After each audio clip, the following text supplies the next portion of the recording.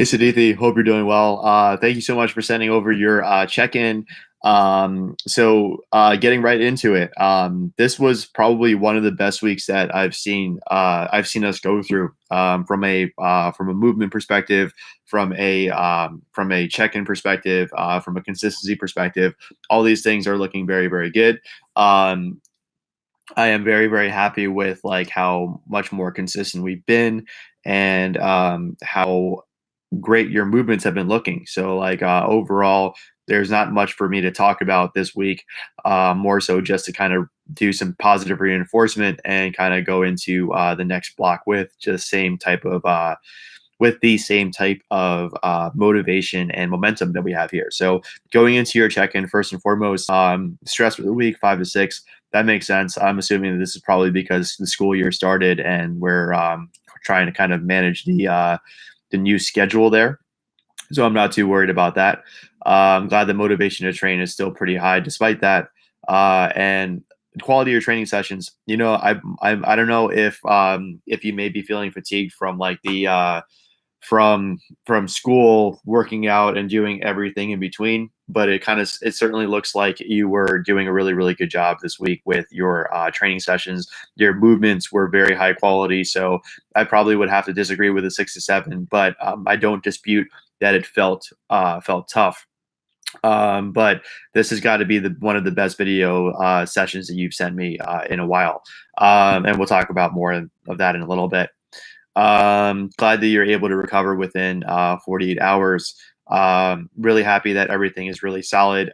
With problem areas, we're looking for anything that not only could be causing pain, but also things that might feel unstable or things that might feel like shifty or uneven or anything like that. So just keep that in mind when answering this question moving forward. Just because, and this is not necessarily for you specifically, but I have realized that in the past when athletes were like, "Oh yeah, everything's fine," from a pain perspective, but I like noticed that this is off or this is feeling weird, whatever the case is. So just this is more so just me giving everyone an FYI moving forward that like this covers everything that might feel uncomfortable, rather than just pain. Glad that there's no regressions. Glad that there's no movements that we repeated in weight. So it seems like everything's all good there. I know that like school had started, so like it's totally understandable that you're getting 5 hours of sleep, but just keep in mind that having more than 5 hours of sleep will likely impact your training for the better. Try your best as you possibly can. So two different things. Try to make sure that our protein intake remains as high as we possibly can make it, and also make sure that we get as much sleep as possible. Even if that means that we're napping and stuff like that, that still would be better than 5 hours on average. No worries on skipping day 4.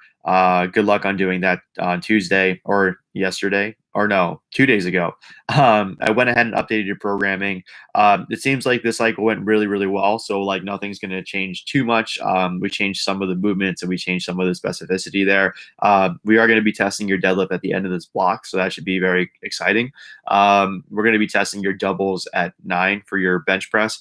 And for squats, I think we're going to get intense with just a 4 at 9, because squats, I think, are probably the ones that we're most probably on the fence with right now. So I don't want to get too intense with squats just quite yet, but squats are looking better and better. So going into your and also last but not least, congratulations on the personal record or personal best in benching. It certainly didn't look like you were overshooting. And the last thing I want to ask you is for menstrual cycle purposes. I know you said you were getting it around October 20th. Have you ever noticed that like during your menstrual cycle that like your strength decreases, your motivation decreases, or something like that? If it really takes a large toll on your strength output, then we can always just like take a deload on that week moving forward. And that's a big reason why that question is asked. So going into your movement analysis portion of things, first and foremost, deadlifts. Your triples were looking very, very solid. You're leading with your chest super nicely. You're taking the slack out of the bar in a very awesome way. You're very, very good on these positions. You're doing a great job finishing hard with your glutes at above the knee. So there are no complaints on my end for your deadlifts. Your single was fantastic, or just as fantastic as your triples. Single was right at 7.5 to 8 or so right on point. And from a macro perspective, it looks like we're doing a much better job with just RPE readings and just like understanding the programming and understanding that everything is more of like building blocks for our competition versus like changing things up, just to be changing variables up and kind of sticking with what works. So very, very nice work here. Deadlifts are moving splendidly, and I have no complaints on my end. Bench, these are looking much, much better as well. You're doing a great job hitting right where you're supposed to, right below that, like right around that sternum area. You're doing an excellent job staying stable off the chest. Just because I'm being very, very picky here, the last rep was a little unstable and a little shaky off the chest, but most of your reps were fantastic off the chest. You were doing a really good job pushing back towards your shoulders, and it certainly looked like you were able to kill that weight without any real major difficulty there. So very nice work. Squats. So with squats, the main directive here is to try your best to not necessarily go so deep. Right now, your squats are like well below parallel, so your butt is kind of touching your heels on the way down. What that elicits is that as the athlete squats down, their hip angle goes from this to this, and that athlete then gets pitched forward to a very, very high degree. So with that being said, let's make sure that when we do our squats, we go right below parallel and not super low, just because if we go right below parallel, we'll be using our hamstrings for the most part to bounce out and then drive up, and we'll be able to lead with the chest evenly like we do with the deadlift. If we go down way too low, the hamstrings shorten and the quads elongate, and so therefore what happens is that this occurs rather than this occurring. So this is your back angle right over here. So as you're coming down, we want to have this happen. What's happening right now is that as you're coming down so low that you're straightening out at the bottom, and then you're pitching forward and then locking it out again. So keep in mind that going down too low can actually be, unfortunately, a bad thing. And also keep in mind that you want to keep the tension in your hamstrings and not necessarily switch your tension from your hamstrings into your quads.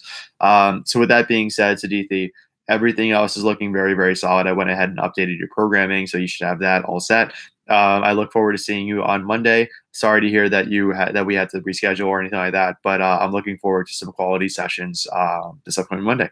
So with that being said, let me know if you have any questions or anything like that, and I'll talk to you soon. Keep up the great work. Bye.